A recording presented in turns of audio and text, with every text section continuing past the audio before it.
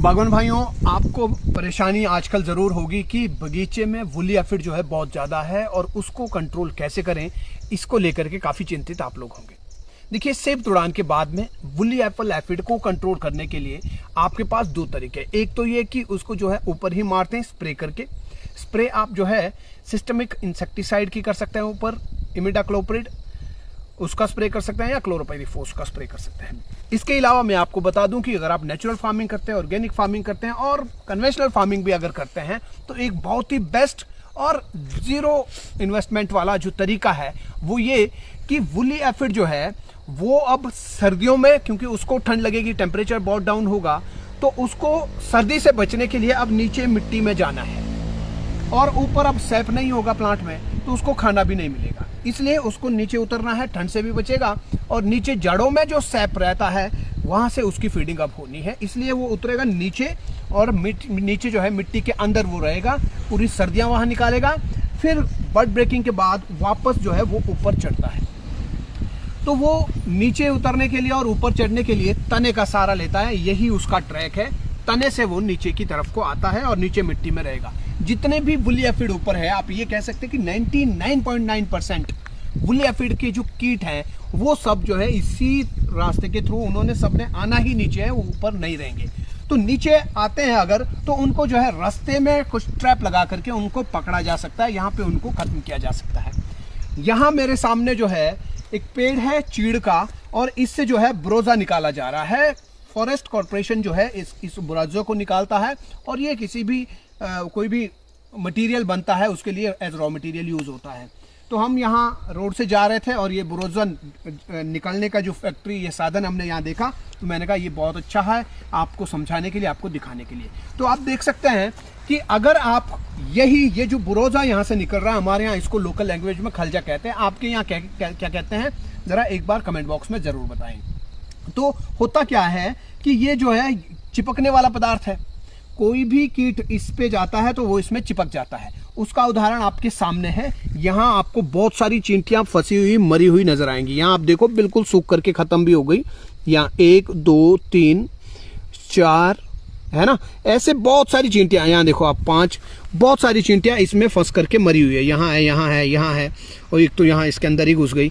ऐसे जो है चींटी, क्योंकि उसको उतरना है नीचे, चींटी ने भी नीचे जाना था, ऊपर आना था, उसका अपना काम है क्या है। ऐसे ही वुली एफिड ने भी नीचे उतरना है और बर्ड ब्रेक के टाइम पे मार्च में जो है उसने ऊपर को चढ़ना है।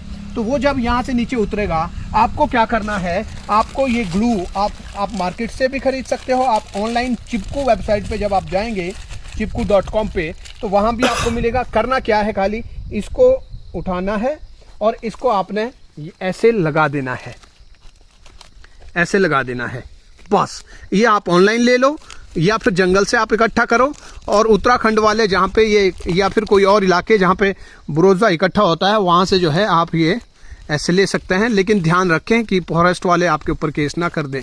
फॉरेस्ट वालों से एक बार ज़रूर बात कर लें, ठीक है। तो ये आपने जो है ऐसे पूरे प्लांट पे कम से कम 3 इंच चौड़ी आपने इसकी एक लेयर बना देनी है।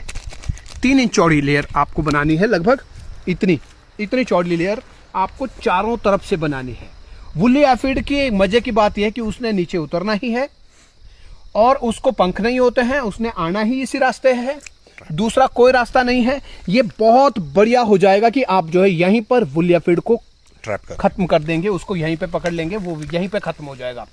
कुछ लोग हो सकता है ऐसा सोचे कि यार वो तो वहां से जंप मार के आएगा, उसको इतनी अकल नहीं है। आपको क्योंकि वुली एफिड भी दिख रहा है, नीचे जमीन भी दिख रही है, दोनों का अंतर आपको समझ आ रहा है, आपको दोनों चीजें दिख रही है कि भाई ये 4 फीट का फासला है, 6 फीट का फासला है। वुली एफिड की नजर से देखिए वो वहां पर है, उसको नहीं मालूम कि नीचे कितना दूर है, कहाँ है, इसलिए वो गिरेगा नहीं तो चींटी भी है तो चींटी भी तो वहीं से छलांग मार के नीचे आ सकती है, जो तो मरती भी नहीं है जब नीचे गिरती है। तो चींटी भी रास्ते का ही यूज करती है, इसी रास्ते से वो नीचे आती है, ठीक है जी, इसी रास्ते से ऊपर जाती है। तो बहुत आसान तरीका है। हाँ, ये जरूर है कि आपको जाना तो पड़ेगा, देखिए ऑर्चर्ड में जाना पड़ेगा आपको। ग्लू या तो जंगल से इकट्ठा करना पड़ेगा या फिर आप ऑनलाइन ग्लू खरीद लीजिए और 3 इंच मोटी लेयर आप पेड़ पे नीचे बना दीजिए। आजकल बहुत अच्छा टाइम है, कहने का मतलब कि अक्टूबर के अंतिम सेकंड लास्ट सप्ताह में या नवंबर के जो है आप इसकी बना दीजिए। वुली एफिड का नेचुरल कंट्रोल करने का तरीका यही है। अगले साल के लिए वुली एफिड से आपको निजात मिल जाएगी। तो ये वीडियो आपको कैसा लगा कमेंट बॉक्स में जरूर बताएं। क्या आप भी इसको करने वाले हैं, इस आइटम को, इस प्रैक्टिस को आप अपने ऑर्चर्ड में करने वाले हैं क्या? और जिन पेड़ों पे आपको वुली एफिड दिख रहा है उन्हीं पेड़ों पे भी आप कर सकते हैं, बाकी पेड़ों में एफर्ट लगाने की जरूरत नहीं है। खास करके सीडलिंग ऑर्चर्ड्स के लिए बहुत अच्छा है। हाई डेंसिटी ऑर्चर्ड में तो आदमी हाथ से भी मैकेनिकल कंट्रोल जिसको कहते हैं वो भी कर सकता है, लेकिन ट्रेडिशनल ऑर्चर्ड में बड़ा मुश्किल होता है, तो वहां के लिए बहुत बेस्ट ये टेक्निक है। तो आप मुझे ये बताएं कि अगला वीडियो हमें किस पे बनाना होगा, और साथ ही साथ खेत तैयारी ऐप अभी तक अगर आपने डाउनलोड नहीं किया तो तुरंत डाउनलोड करें। 25 अक्टूबर रात 7 बजे हमारा पोस्ट हार्वेस्ट न्यूट्रिशन मैनेजमेंट के ऊपर में वर्कशॉप हो रहा है, फ्री वर्कशॉप। तब तक आप पेड़ों को कोई भी खाद मत डालिए, ऊपर कोई स्प्रे न्यूट्रेंट का मत कीजिए। आपको 25 अक्टूबर को फ्री और पूरी जानकारी देने वाला हूं। तो मिलते हैं 25 अक्टूबर रात 7 बजे post harvest nutrition management workshop के अंदर। तब तक के लिए बागवानी पढ़ो फिर आगे बढ़ो। नमस्कार, जय हिंद, जय भारत।